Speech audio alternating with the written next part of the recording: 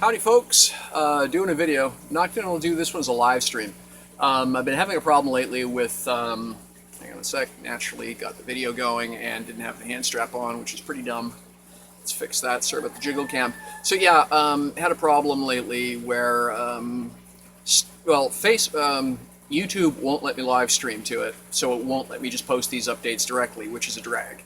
And then, posting Facebook, the downloads, I can't download in HD anymore. And I've tried it with both my Android phone and my iPhone, and Facebook is just apparently no longer letting me stream HD, and so it's all SD. And well, bluntly, it kind of looks crap by the time whenever I upload it to YouTube. I mean, no one's complained, but it's not doing anything for my quality. So I figured the right answer was to start recording these offline as opposed to streaming them. It's kind of, oh well, but that's fine. So just going to do a little bit of a tour. It's Sunday afternoon, the 19th. Well, hang on a second. No, it's August the 3rd. It's the August long weekend. Don't ask me what day it is. I don't know anymore. I'll check the calendar later. I've made a couple changes to the aquaponics. There's some news with the aquaponics. And so yeah, I figure we'll start out with a quick walk around, show you what we've got so far, and then I'll give you an explanation of some of the bad news and some of the things I'm trying to do to fix it. So here we go. Yeah, okay, so that didn't work. Apparently it won't let me flip cameras while recording. That's a drag. Okay, well, so I guess I'll be piecing this one together. Ugh. Alrighty, so there's the system. I mean, okay, so the first thing, obviously, that's wow. The ruby lettuce has really taken off. Planning on having that as a salad sometime this week. I'm going to shorten the camera stick up here. Basil's doing real nice. The ruby sage. The beans obviously love it. We pulled, my chum Doug pulled a couple of handfuls of beans out of here yesterday, and he missed a bunch. I mean, take a look at that. There's a nice handful in there, and there's more coming, right? You can see we've got flowers there. Planted some peas. They're doing well. These are all fresh planted. It's a mixture of peas and beans, trying to get some of that going. Doesn't look like anything's germinated yet. That's fine. Let's walk around the other side. So what do you think?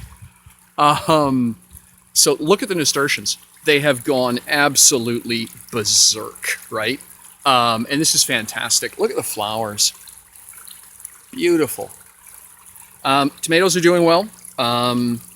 Lots of flowers. There's one down there. I can't kind of trouble the, I don't know if you can see it, there's another flower in there, but over here, we've got a whole bunch of set fruit. So this is all working really well. Obviously enough, let's back this up so you can see the forest for the trees. I've got to build myself a vertical cage and start stringing these tomatoes up before their own weight starts breaking them. My little waterfall here is working so well. I absolutely adore this. Cucumbers have just gone psychotic. I've got some peas up there. I want to build a little lattice to hang up there. You can see cucumbers. We got set fruit. Lots of flowers, right?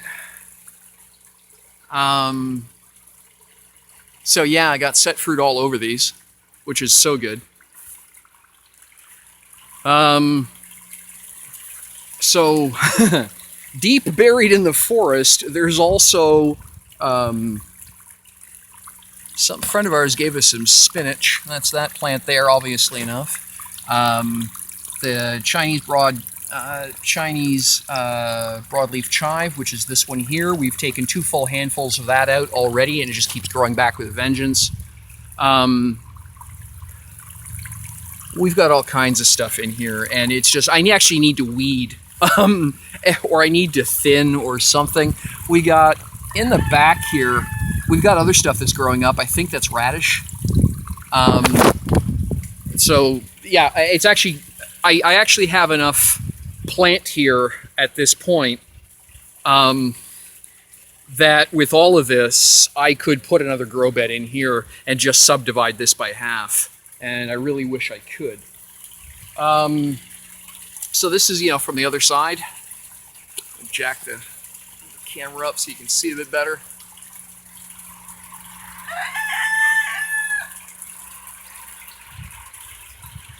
Whoops, a little bit cockeyed there. Sump.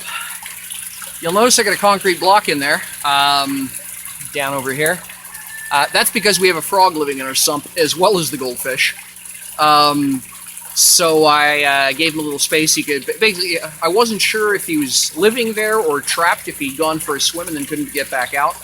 So I put that concrete block in there so that no matter what the water level is, he's got someplace he can get out of, just in case the goldfish start picking at him. And when the water's, he can, from the top of the block, he can jump out.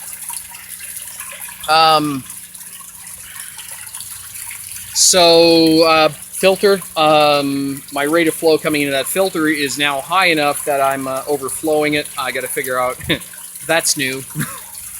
And the reason is because I had to make a change. And I'll explain that to you. So this is the bioreactor. A lot of noise because of the water.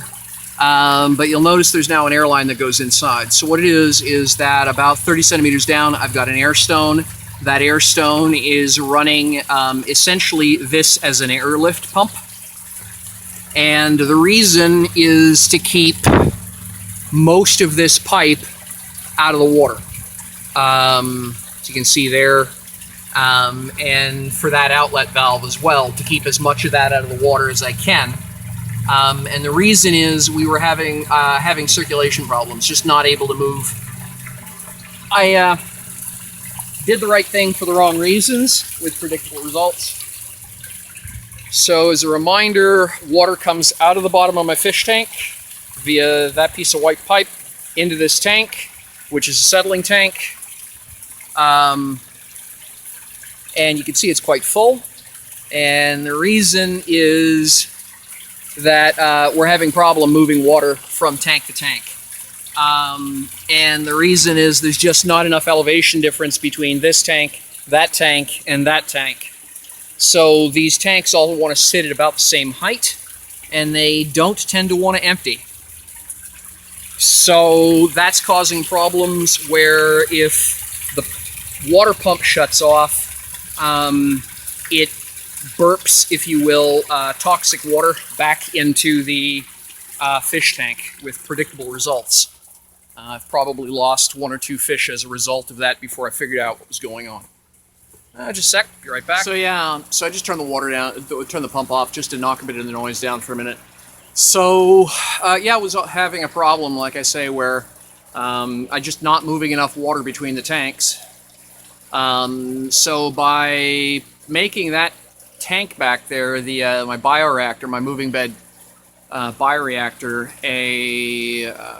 to be essentially actively drained as opposed to passively drained, it takes about a 50 mil skim of water off the top, which therefore means there's a 50 mil pressure head difference between the 2 settling tanks and the bioreactor. That in turn drops the water level in the bioreactors. I just realized that part of the reason my water level was so high is I just finished doing some testing and it had a valve closed so it wouldn't leak water everywhere, and had turned everything back on with the valve still closed, so water was piling up. As soon as I opened that valve, big slug of water moved into the bioreactor and the water level in the 2 settling tanks dropped immediately. So yeah, by taking a 50 mil, 2-inch skim of water out of actively being removed out of the bioreactor, that leaves enough of a, essentially, if you will, it makes enough of a hill over the 2 meter distance, less than 2 meter distance, probably 1.5 meter distance from the fish tank, which is about itself 50 mils of water higher it's at least 25 mils, sometimes 50 mils worth of water higher than the surface on the settling tanks. So as the water starts to, so the net difference now, instead of being 50 mils, 25 to 50 mils, is 50 to 75 mils. And that's a pretty steep gradient over 1.5 meters, 2 meters. So that seems to have been making a significant difference already. It also means that the water that's going into my mechanical filter is also very hydrated. It's come out of an airlift pump. Hydrated. Water is hydrated. What a surprise. Aerated was the word I was looking for. So, yeah, the other thing we've been fighting is the air temperature up here. So we've had some just brutal days. Sorry, just getting into some shade here. It's just so hot. So we've had some brutal days where the humidity, we're an island, you know, and officially we're an island that is not far from a southward flowing cold water current, but you'd never know it. We've had humidity days over here, 40 degrees Celsius. That's north of 110 Fahrenheit, which means that, and that's, you know, daytime high. You know, the actual air temperature, 34, 35 degrees Celsius, nighttime temperatures, 22, 24 degrees Celsius. And what that means is that the water temperature has been north of 24 degrees Celsius for 3 and 4 days at a go. So that's killed a couple of fish. It looks like the problem I had where some detergent got into the aquaponics system. Again, it's a no fault. It's nobody's fault. It's a stuff happens kind of moment. It looks like the detergent did damage the fish because they have no tolerance whatsoever for hot water. I did some reading, a couple of hatchery magazines, things like that. And there's one of them where a angler and fish biologist straight up says, if you're doing catch and release and you're fishing trout, don't go fishing if the water temperature is above 21 degrees Celsius. Bring a little pocket thermometer with you. Because if you catch and release at 21 degrees, it'll kill the fish anyway.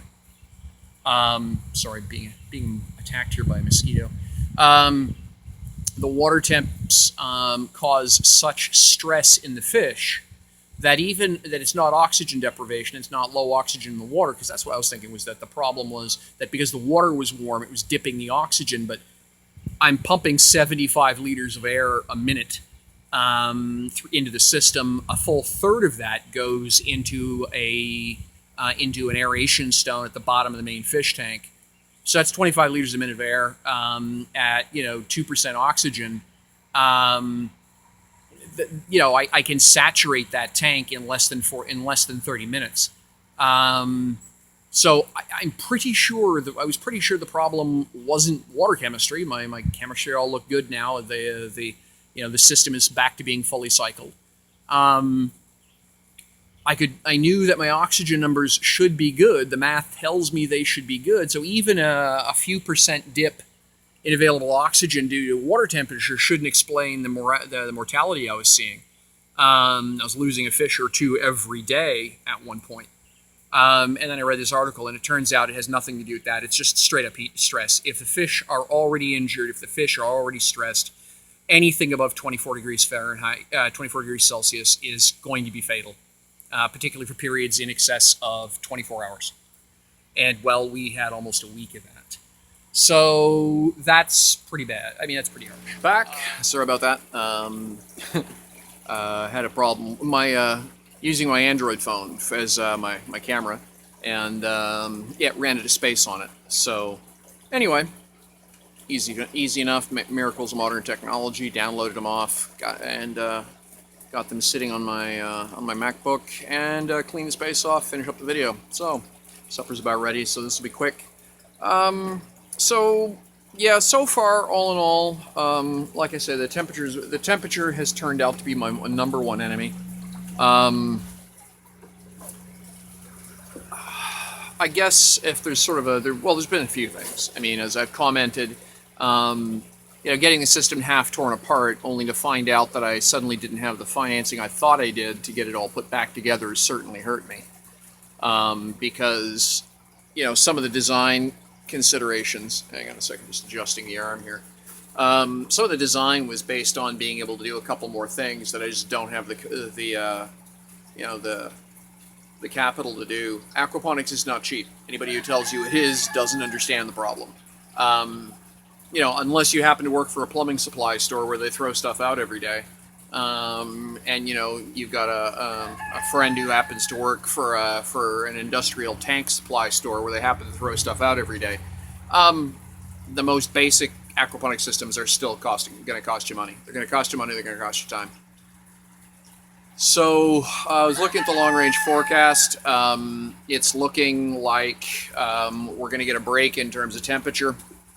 That's nice. If the temperature comes down and stays down, particularly in the evenings, then that gives the water temperature a chance to drop. If the water temperature comes down at night, then the whole system cools down. The fish go back to eating. Right now, the fish have been off their feed for almost a week. That's not helping. They eat a little bit in the morning, first thing, if it's been cool overnight. Otherwise, they just don't eat. So they're going to be getting hungry at this point. A trout will go 2 or 3 days without needing a meal. So at this rate, I should be feeding them over 120, 150 grams of food a day. If I'm lucky, I can get them to eat a third of that. So obviously enough, that's slowing their growth down from a harvest weight that I'm hoping for. In a perfect world, what I'd like to see for our harvest weight, oops, wrong, bad angle, sun's in the face there. From a harvest weight perspective, I'd like to be seeing 500-gram fish. I'm probably a quarter to a third that right now. And like I say, I probably lost about a third of what I put in the tank due to a combination of the detergent poisoning, the detergent injuries to the fish because it destroys part of the gills. The fact that the detergent essentially sterilized out most of the beneficial bacteria that screwed up my water chemistry pretty severely before I caught it. And then the piping issues. The piping issues in combination with the heat issues have been stressing the hell out of the already injured fish. So, my sweetheart put it in straightforward terms. She's grown up in a farming community, and it's agriculture. What we're doing here is small scale agriculture, and it's a bad year. It happens. You can do everything right and still have a bad year, and so that's what it is. Obviously enough, stuff's growing. That's when you look at the growth volume on the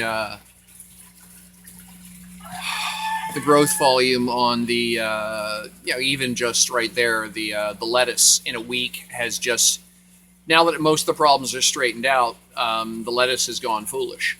It's really adding growth. It's really adding both leaf mass and root mass. I'm actually going to have to harvest some of the lettuce just because I need to pull the cups out and trim the roots. And like I say, the tomatoes, if I had the ability, if I could right now, I'll put in another grow bed and get it loaded in with, I could easily cut what I've got in half, load it into a second grow bed, and still have plenty of room and still have plenty of plant mass. But do what you can. We're talking a little bit of long term. We like our trout, and so the plan now is trying to come up with a strategy for next year. Iterate. Build, learn, iterate, and hopefully do better next year. I do want to address a couple things. I had a couple people email me or PM me via YouTube, basically telling me that I couldn't possibly be running siphons in these in the hammerheads behind me because the pipes weren't right. So just one sec here. See, there's a little bit of water coming out now, but stand here, and in a moment, one of those three, they're trickling right now, so one of them will light off here in a moment. It actually turns out that the rate of flow rate of flow is far more important than pipe, because they're the concentrator, if you will. Instead of using a reducer bushing upside down to drown the pipe head, just putting in a soda bottle upside down, the narrow top on the soda bottle does the exact same thing. As the water level rises, it kind of forces the water up more quickly, and it does what we need. So just wait for one of these here to get going. Unfortunately, I can't flip the phone the phone image around. I wonder, will it let me? No, it won't. It had said something about if I was to swipe. You know, I did a little bit, read up a little bit online. A couple people said, oh, you have to do is swipe the screen and it'll flip the camera around, but it doesn't seem to be doing it. So.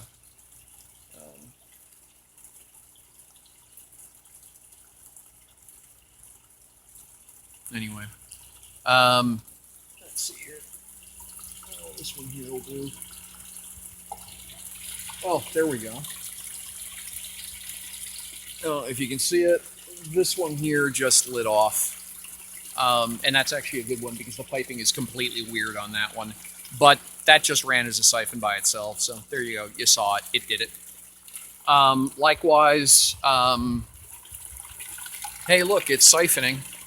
Let's see if I can get this video camera lined up. So you can see the water coming out of the, right? We got this. There we go. So that's running as a siphon as well. That's the design I came up with a while ago. I talk about the measurements in one of my videos. Again, it's rate of flow sensitive. But I go from a 50 mil pipe to a reducer down to 25 mil pipe, and I hit this dog leg, and that does what I need. So that is yet again another siphon that someone told me is impossible to work. But there you go. You can see it. So. There's an old proverb, I've seen it attributed to the Romans, the Chinese, and no matter who it was that actually said it, roughly amounts to those people who insist something is impossible should not interrupt those people doing it.